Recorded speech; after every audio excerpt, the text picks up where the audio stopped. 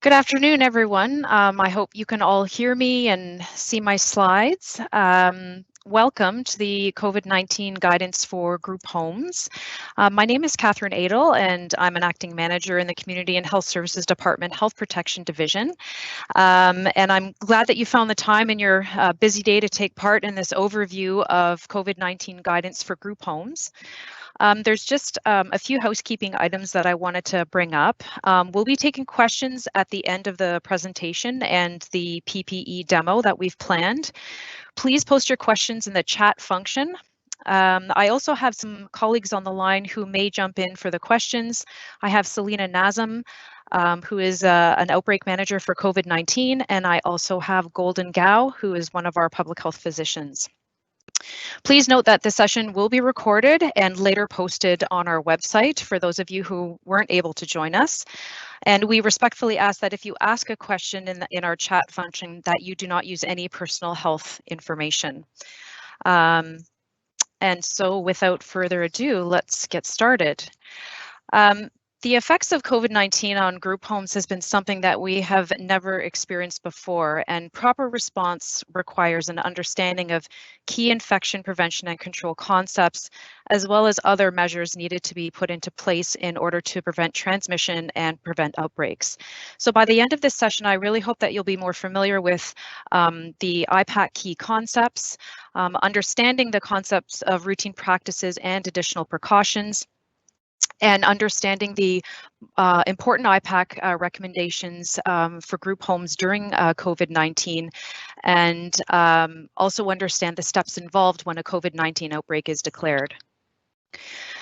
So just to briefly go over IPAC key concepts, or infection prevention and control key concepts, very briefly, there needs to be several items linked together in order for a disease-causing agent to be transmitted from one person to another. And the focus of this webinar will be on those items that can break this chain of transmission in a few areas through infection control measures, such as social distancing, use of personal protective equipment and hand hygiene, cleaning and disinfection, and prompt reporting of suspect cases or positive screens to public health. So routine practices is a concept to be used under at all times, under normal circumstances, most of the time, in any situation where care will be provided to a resident. So each resident in a group home should be cared for with the assumption that in general, they are infectious, as with any patient or resident in any facility setting. A risk assessment should be conducted by the care provider to determine what PPE is needed to protect themselves from the task at hand. Will the task generate splashes or sprays of blood or body fluids? In that case, a gown and mask and eye protection should be worn. Will the task include touching non-intact skin, such as mucous membranes? In that case, gloves should be worn. So there should always be a risk assessment performed, and then personal protective equipment used for that specific task. Additional precautions refers to specific infection control practices to be used in addition to routine practices to protect staff and residents by interrupting the transmission of suspected or confirmed organisms. If we look at COVID-19 virus, we know that it is transmitted by droplet contact transmission, and therefore droplet contact precautions are required for direct care. And as you can see in the slide, for droplet contact transmission, we need a mask, a procedural or surgical mask or ear loop mask, eye protection, gloves, and a gown. This is the signage that should be put on the door of any symptomatic or confirmed case to alert anyone entering the room to put on the appropriate personal protective equipment. So anybody entering that room should be wearing the appropriate PPE. So just to quickly go over donning PPE, which we will actually demonstrate it at the end of the presentation. The first step is to wash your hands, of course, and to put on the gown. And then to put on either the mask or the respirator, whichever one is being used. The eye protection, and then the gloves. So the sequence for donning or putting on PPE it is not as important as when the PPE is going to be taken off. So the sequence for removing PPE is intended to limit the opportunities for self-contamination. So always remember, removal is in the most contaminated items to the least contaminated items. So the gloves are considered the most contaminated pieces of PPE and are therefore removed first, using a glove-to-glove and skin-to-skin method, which we'll show later. And then after that, the gown is next to remove. And as you remove it, really try to cover the outer and contaminated area and roll it up and make sure that it's put into the garbage. Hand hygiene is performed in between the gown and the goggles because as we move towards the face, we want to make sure that our hands are as least contaminated as possible. So we perform hand hygiene, we remove the goggles, and then we remove the mask or the respirator last. And our last step for taking off PPE is to perform hand hygiene. We have this poster or signage available on our website, and it's also linked in this presentation if you wanted to print this and put it up. It goes over the sequence, the correct sequence, and what needs to be put on and taken off in that sequence that we just talked about and that we will be demonstrating later. Hand hygiene is of utmost importance, normally and especially during this time. Hand hygiene is the removal of visible soil or organisms or germs from the hands, and this can be achieved by either using soap and water or an alcohol-based hand rub. So just a few things about the alcohol-based hand rub. Just make sure that it's between 70 and 90% if at all possible. And to most importantly to rub until the product is dry, which ensures that the appropriate contact time has been achieved, and to make sure that all surfaces of the hands, including the fingertips, have been cleaned. And really make sure that the product is not expired as well. So some important points when you should be washing your hands, of course, before and after preparing food, after using the toilet, more specifically for when, providing care to residents after when donning or doffing personal protective equipment, and after interacting with other people at a distance of less than 2 meters. Again, we have signage for this on our website. We have multilingual hand washing signs as well as a hand sanitizer sign as well on our website. And these will be linked in the presentation. Really try to be conscious of covering your coughs and sneezes with either a tissue, then washing your hands, or sneezing or coughing into your elbow. We inadvertently touch our faces many times throughout the course of the day, and we need to be conscious of washing our hands prior to doing this, because if we don't, then we can contaminate ourselves with the virus or with any other nasty germs that are out there. So it's really important that we practice some good respiratory etiquette. For personal items and care equipment, if resident care equipment cannot be designated, then proper cleaning and disinfection must be carried out on the equipment between use with different residents. Ideally, equipment would be dedicated, but of course, I know this is, we know that this is not possible for a lot of items. So just to make sure that any items that are shared between residents are cleaned and disinfected between uses. Personal items should always be dedicated. So environmental cleaning, a few key points. When you're going to do environmental cleaning, cleaning must always be the first step prior to disinfecting. If there is organic material such as blood or body fluid on a surface, disinfection will not necessarily be properly achieved. So we really need to make sure that surfaces and items are cleaned before disinfection, and to make sure that whatever disinfectant you're using has a drug identification number, and to make sure that the disinfectant is left on the surface for the appropriate contact time that is addressed on the actual label. We need to focus on frequently touched surfaces, the high touch areas. So a lot of the, the horizontal surfaces in the bathrooms, the faucet handles, the toilet handles, anything that is a high touch surface. Mobile devices, phones, and computers can be cleaned with a 70% alcohol prep wipe or as per whatever the manufacturer indicates. Cleaning products don't have to be fancy or expensive. We can use bleach and water, which will work okay. You just have to be aware of what kind of surface you're putting it on to make sure it doesn't ruin it. But if you're going to use bleach and water, you can follow the steps or the recipe that's outlined above. In order to ensure you have the proper amounts of the bleach and water. So for any non-outbreak situation, so for normal circumstances, use a 100 ppm bleach and water recipe, which the recipe is down below.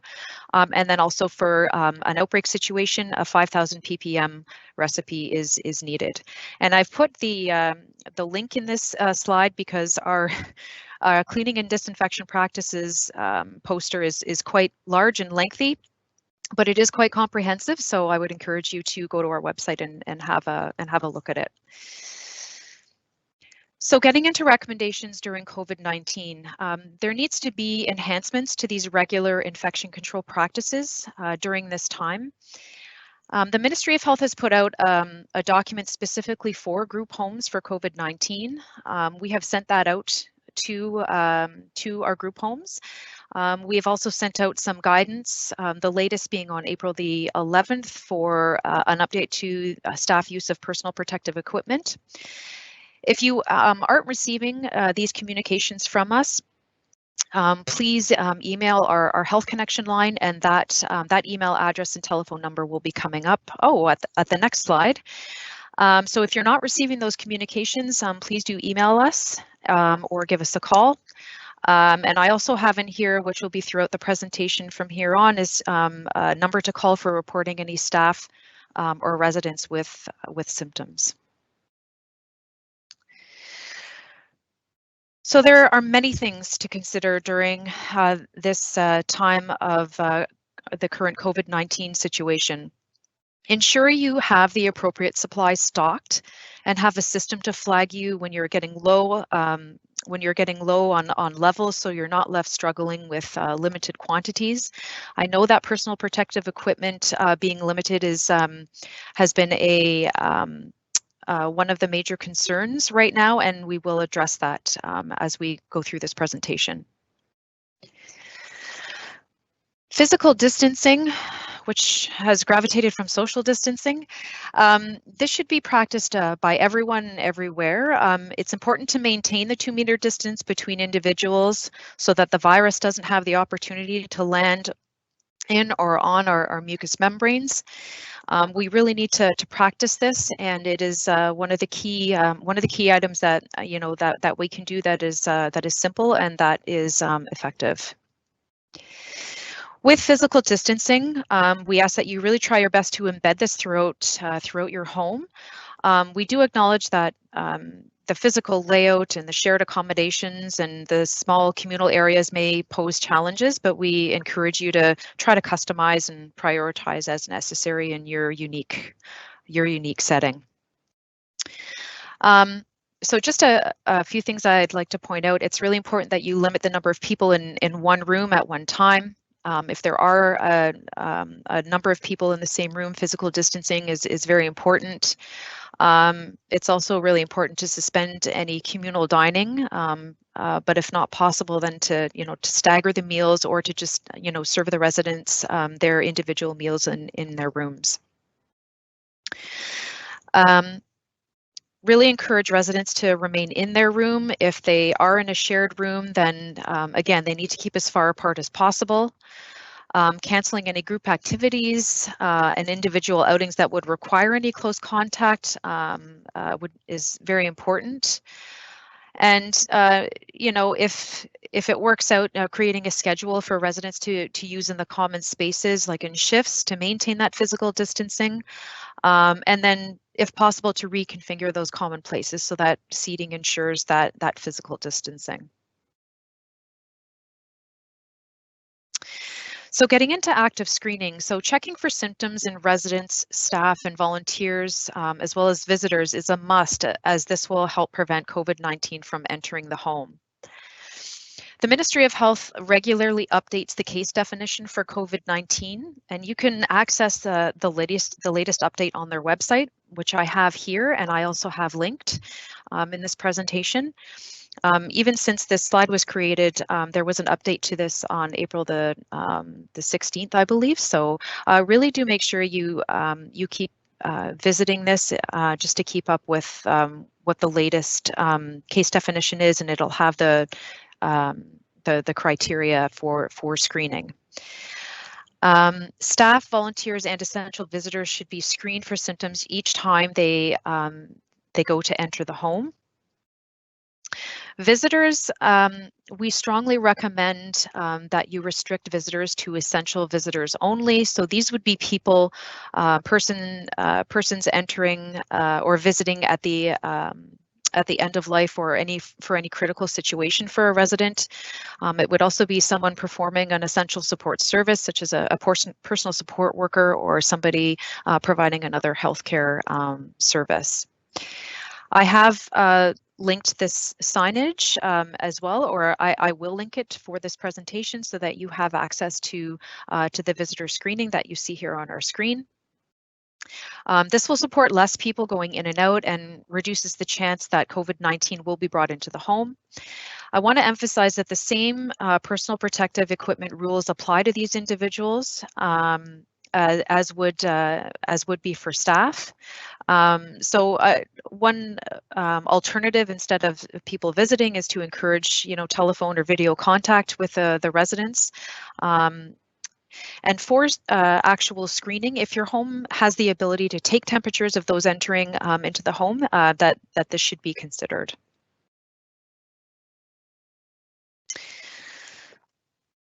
So ideally, screening should happen at the home entrance and maintaining a physical distance of at least 2 meters. Individuals that are conducting the screening should, of course, maintain that physical distancing, and hand sanitizer should be available so that hand hygiene can be performed on entry. For residents, they should be monitored for symptoms daily or on the return to the home, and these would include all of the symptoms you see here. But really, any symptom that's not typical for a resident should be considered a prompt to test. It's really any change in baseline or something atypical, such as any unexplained fatigue or malaise, falls, functional decline, or any worsening chronic condition. It's better to err on the side of caution. So ideally, staff will self-monitor at home prior to coming in for a shift, but staff do need to be actively screened, and if they do screen positive for COVID-19 symptoms, they need to report that to a manager or a supervisor immediately. They should put on a surgical mask, and they need to either go home or go straight to get tested. Staff in group homes are basically lumped into the same category as healthcare workers, and they must get tested. You can report this screening to public health by the number you see on the screen, and we also have an after hours number. There are assessment centers in York Region. There's 3 of them that are attached to all of our local hospitals. So there's one at Mackenzie Health, at Markham Stouffville, and also at South Lake Regional Health Center. Staff should inform healthcare providers at the assessment center that they work in a group home setting and should get testing. And if for any reason that a staff member is turned away from an assessment center for testing, then they can call us and we can issue a letter that will then indicate to any physician that they go to after that they require testing. But again, I want to reiterate that it's very important that staff should be very clear that they do work in a group home setting. So similar to staff, residents should also be tested if they develop symptoms. If a resident reports or shows symptoms of COVID-19, or they've been exposed to somebody who has COVID-19, they should be isolated immediately, and their positive status or positive symptom status should be reported to public health at the number you see on the screen. The symptomatic resident should be isolated as much as possible, and if they need to in a private room, ideally, but if not, then they would need to keep that 2 meters away from other people who are not unwell, and they would also ideally need to wear a surgical or procedural mask if possible. So some PPE recommendations. Protection of staff working in group homes is a very important piece of stopping the transmission of COVID-19. As per our latest communication, we've asked that anyone entering the home wear a surgical or procedural mask at all times, regardless of whether or not the home is in outbreak. As we learn more and more about this virus, we know someone can be contagious 48 hours prior to symptoms showing up, which is why we've asked for this universal masking. This goes for staff, volunteers, and also essential visitors. And staff will continue to use the risk assessment in order to provide that care. So in addition to the mask, what other PPE do they need in order to complete that task for the next resident? So a little bit of information on surgical procedural masks. Staff should change that mask if it becomes damp or soiled. Make sure that the mask is discarded into a separate lined garbage bin. In our latest communication, we've asked that group homes save these masks that have been used in a separate garbage. We're trying to locate or we're looking into a process for recycling these masks, which is, we're still working on that. And so we'll provide more direction on this when it is available. So, we do ask if it's at all convenient for you to conserve these masks, and we can give you further direction once that process or recycling process has been confirmed. So as I mentioned before, we are very aware that PPE shortages at group homes are experiencing right now, and we encourage you to reach out to your regular suppliers. But failing that, if you can't get the PPE that you need, you can contact Susan Gibb, who is the Ontario Health Systems partner for Central Region, and her email address is here. If you go through her, hopefully you'll have PPE within 24 hours. And Ontario Health Systems is planning on having this process online next week. So look out for that. There should be an online form that can be filled out and then submitted. So hopefully this will help you with any shortages that you are experiencing. So some control measures during COVID-19 outbreaks. So let's look at these measures and what should be put in place during a confirmed COVID-19 outbreak. So while we are focusing on COVID-19, I just wanted to take this time to remind group homes that outbreaks should be reported to public health even under normal circumstances. So an outbreak is considered when there are 2 or more residents with similar symptoms, either respiratory or enteric, in the same geographical area. And under normal circumstances, these outbreaks or suspect outbreaks would be reported to public health by calling our Health Connection line, which is that 1-800 number on the screen.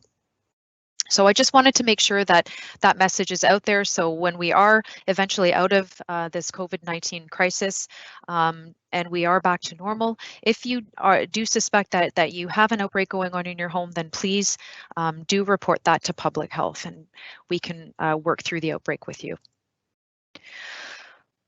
For COVID-19, a suspect outbreak would be once you call to report 1 or more symptomatic residents or staff. A confirmed outbreak is just 1 confirmed positive case of COVID-19 in either a resident or a staff member. So it just takes 1 positive case to be considered a confirmed outbreak. When you call public health to report residents or staff with symptoms, we will ask you to fill out a line list.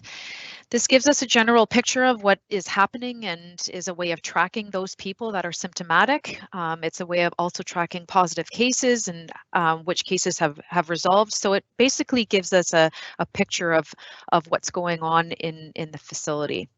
It looks very daunting, but we will, of course, assist you in filling that out. There is a separate line list for residents and a separate line list for staff, and I have linked those two lists here. From there, we'll develop a case definition. So we'll look at the symptoms that are going on in the home and develop a case definition so that if more cases come up, then we can look to see if it's matching with the other symptomatic people in the home. Public health will give direction on who to swab and arrange for specimen collection kits and submission to the lab. Our outbreak management team will, an outbreak management team will be established, and then we'll have an initial meeting between public health and your group home to just make sure that everybody is on the same page, to make sure that the outbreak control measures are in place. From there, we may send someone out to go on site just to support you in implementing these outbreak control measures. We have been doing this, and we've had some good experience with it. We've done some PPE demonstration with group home staff and provided some cleaning and disinfection advice. So this is definitely an option that we can provide. So the actions for a suspect or confirmed outbreak kind of continued. We need to limit the number of staff providing care to symptomatic residents, so cohorting of staff is ideal.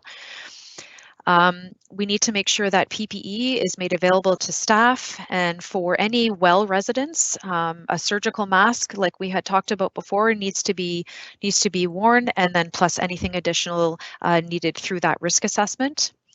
For any unwell or symptomatic residents, we had talked about full droplet contact precautions, so wearing the mask, eye protection, isolation gown, and then gloves, where that close contact is going to be less than 2 meters when you're providing direct care.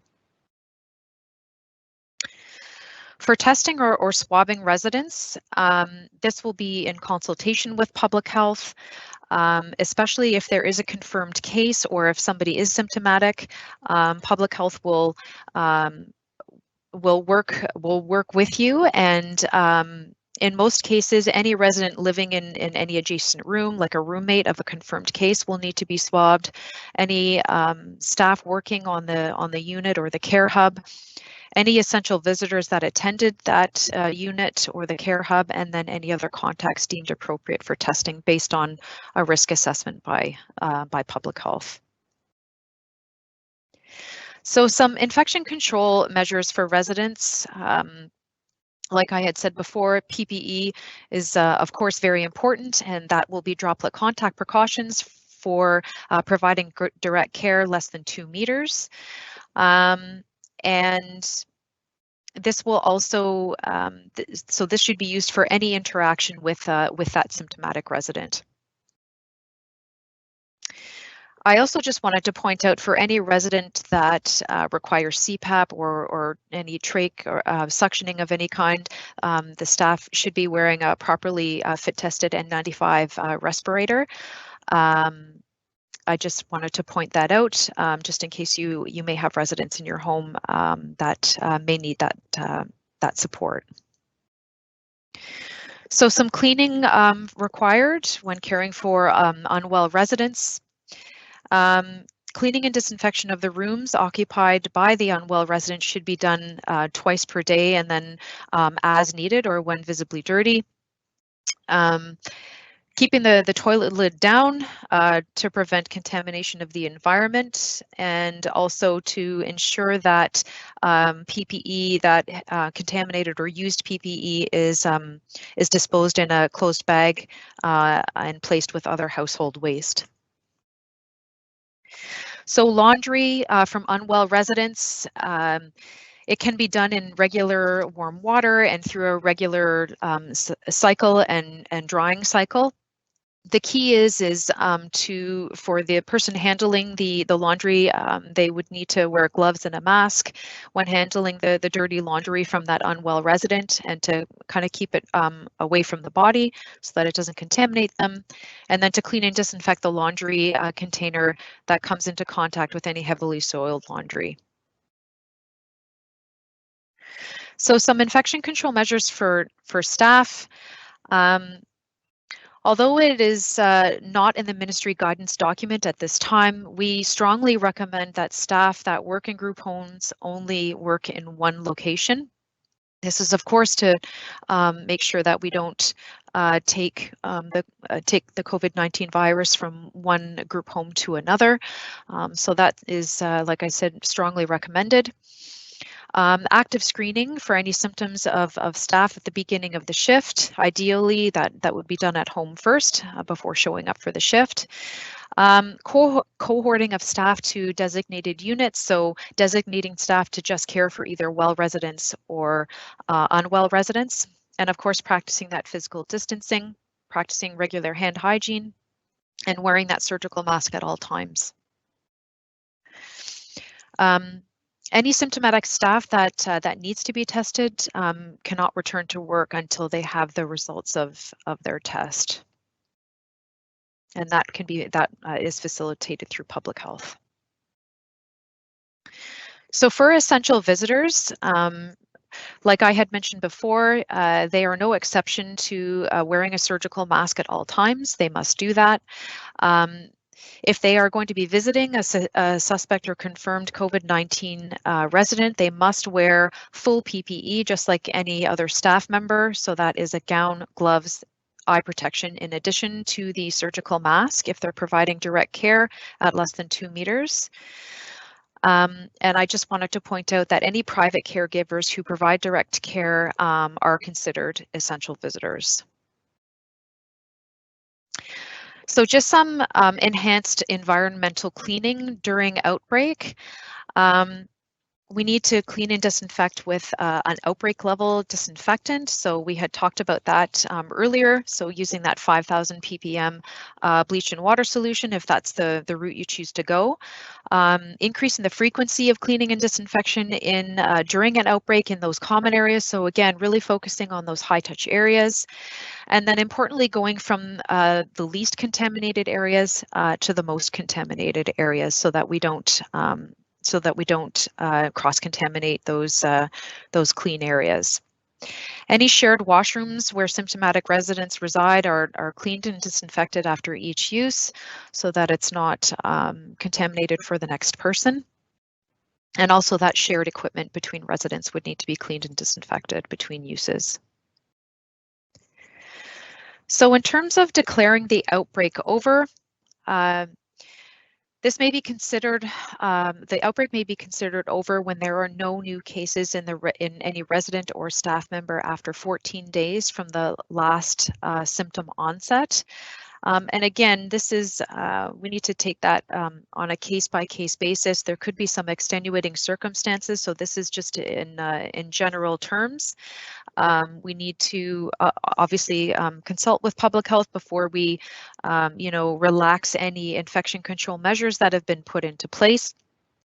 And we will, of course, make sure that that we liaise with you and make sure that it is a collaborative effort throughout the process. So right now, I would like to do the PPE demonstration, and I have Annie, who is going to help me provide that presentation. Okay, so we are going to start with donning personal protective equipment.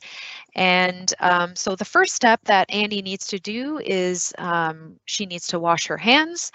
Like I said before, she needs to rub all surfaces of her hands, really making sure that she gets her fingertips clean, so you can put your fingertips in the palm of your hand.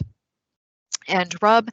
And Annie needs to continue to rub the product into her hands until the product is dry to ensure that it has the appropriate contact time. After performing hand hygiene, the gown is the next piece to be put on. Now, there are many types of gowns out there.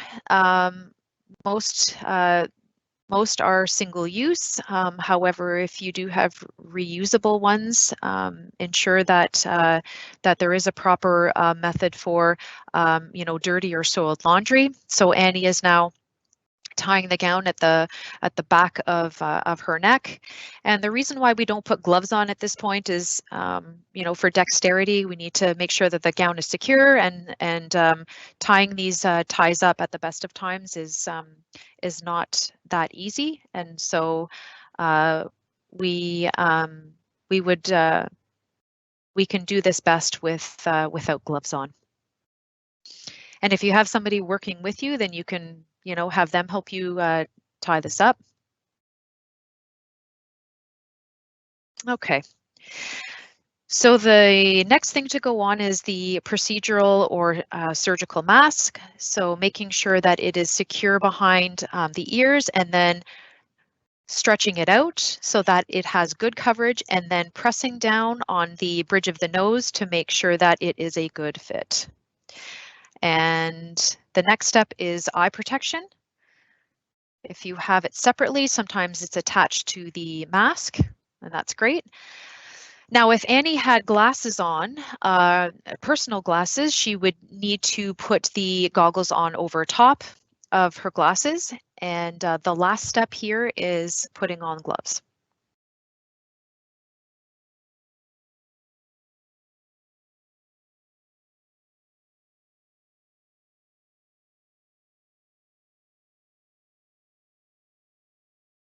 Excellent.